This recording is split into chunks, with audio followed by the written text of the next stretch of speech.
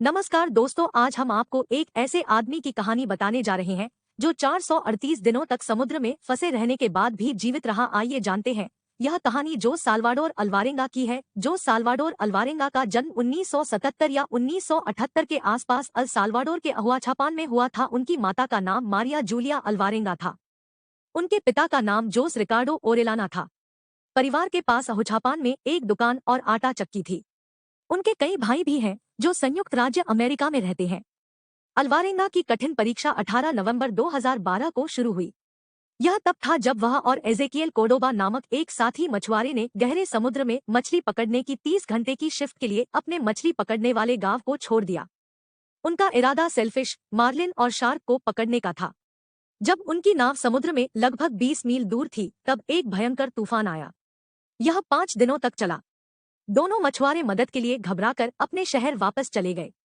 यह 1 वर्ष से अधिक समय तक सभ्यता के साथ अंतिम संपर्क होगा। तूफान से हुई तबाही। अल्वारेंगा और कोर्डोबा 23 फीट लंबी नाव पर थे। यह एकल आउटबोर्ड मोटर के साथ एक टॉपलेस फाइबरग्लास skiff था। नाव में एक आइस बॉक्स था जो रेफ्रिजरेटर के आकार का था। इसका उपयोग उनके द्वारा पकड़ी गई मछलियों को संग्रहित करने के लिए किया जाना था। तूफान के परिणामस्वरूप उनके जहाज के पोर्टेबल इलेक्ट्रॉनिक्स गंभीर रूप से क्षतिग्रस्त हो गए और मोटर की मरम्मत नहीं की जा सकी। तूफान से पहले उन्होंने 1000 पाउंड से अधिक मछलियां पकड़ी थी। अपनी नाव चलाना आसान बनाने के लिए उन्हें इसे पानी में फेंकने के लिए मजबूर होना पड़ा। अल्वारेंगा ने अपने बॉस से संपर्क करने के बाद रेडियो की बैटरियां खत्म हो गई। एक बार जब तूफान खत्म हो गया तो नाव में कोई चप्पू या पाल नहीं था। इसमें कोई चालू रोशनी या लंगर नहीं था। उनके पास किनारे से संपर्क करने का कोई रास्ता नहीं था, इसलिए नाव खुले समुद्र में बहने लगी। उनके पास केवल कुछ बुनियादी आपूर्ति और थोड़ा भोजन था। तूफान के दौरान उनका अधिकांश मछली पकड़ने का सामान खो गया। खोज में जाने वाली मंडली अल्वारेंगा के बॉस ने एक खोज दल का आयोजन किया।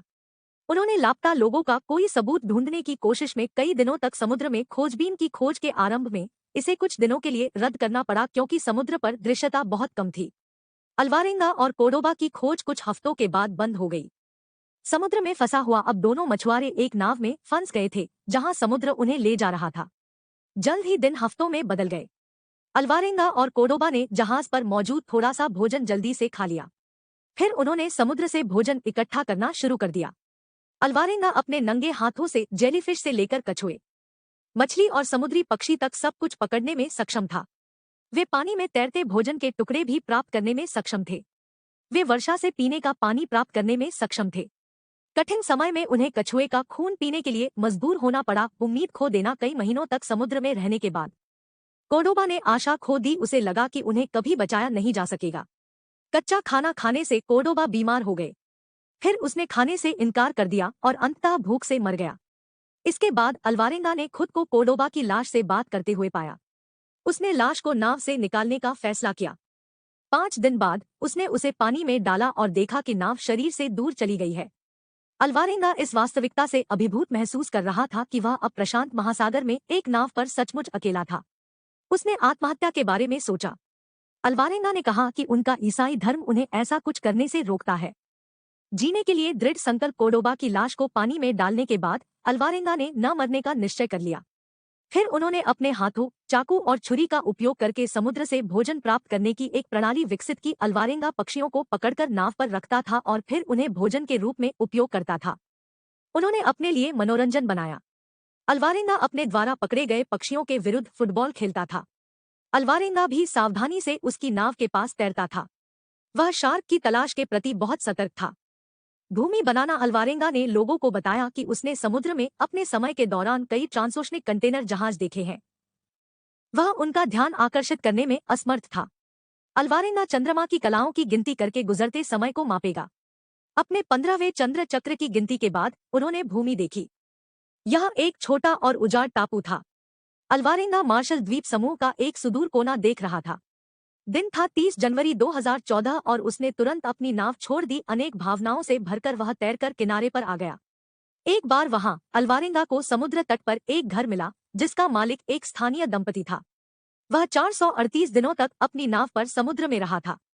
प्रशांत महासागर में 14 महीने तैरने के बाद सभ्यता में लौटने पर जो साल्वाडोर अल्वारेंगा को कुछ लोगों का अनुभव हुआ जिन्होंने उनकी कहानी पर संदेह किया। यह सच साबित हुआ। और कई अनुमानों के अनुसार वह प्रशांत महासागर में 8,900 मील से अधिक दूरी तक स्वतंत्र रूप से तैरता रहा। अल्वारेंगा समुद्र में पकड़े गए विभिन्न प्रकार के जीवों को खाता था और बारिश का पानी पीता था। वह अपने भोजन में समुद्र का नमक मिलाता था। तो दोस्तों, जो साल्वाडोर अल्वारेंगा, यह सच्ची कहानी आपको कैसी लगी कमेंट में जरूर बताइएगा। और आगे ऐसी ही और वीडियोस देखने के लिए हमारे चैनल को लाइक, सब्सक्राइब एंड शेयर जरूर कर दीजिएगा।